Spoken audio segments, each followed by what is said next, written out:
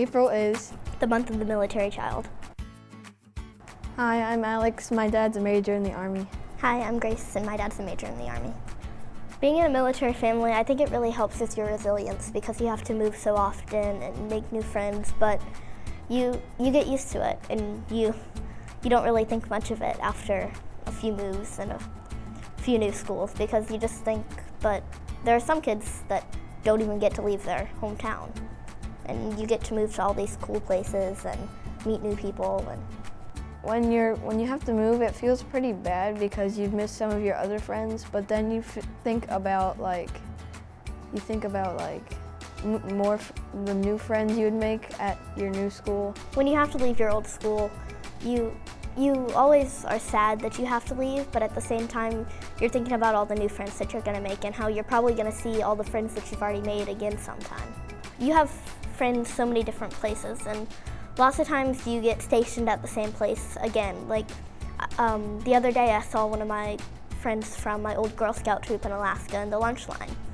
And it's just such a small world. You almost always see your friends again. You're not really leaving them behind when you move. When I have to go to a new school, I'd have mixed feelings, like what are the teachers gonna be like? What are the kids gonna be like? Am I gonna get a good education? But you're pretty confident in your ability to do as best as you can at that new school. When you have to go to a new school, lots of times all you think about is, oh no, I have to go to a new school and I have to make new friends and everything. But then you just have to think, but I've already done this a million times before. What's one more time? Lots of times it helps when you go to a new school if people introduce you to kids that are that have parents in the military too, or are in a military family, because that kind of gives you a sense of community again.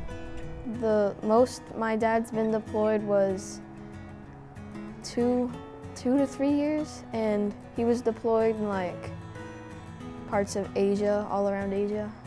My dad has been deployed to Afghanistan for 13 months.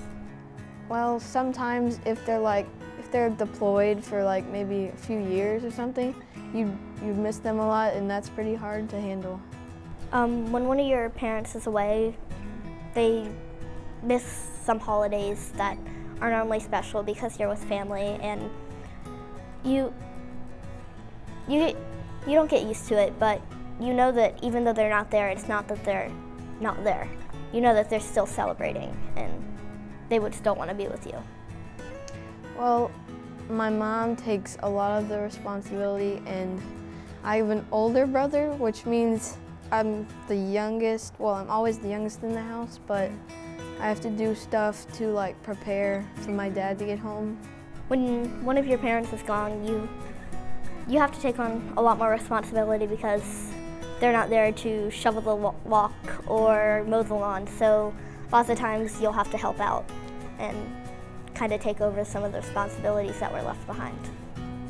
You're just a normal kid. There's nothing really different about it. You just move more, and you're not in the military, your parents are, so there's not much of a difference than being a normal kid. I mean, we are normal kids. It's like kind of just exactly the same as being a regular kid. It's just that your parents or one of your parents are like gone a lot, and maybe they're fighting for our country more often.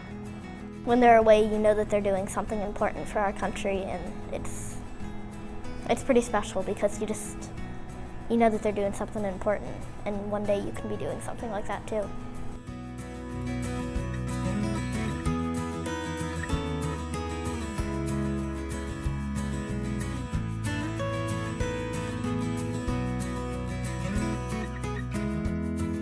I'm military and I'm FCPS.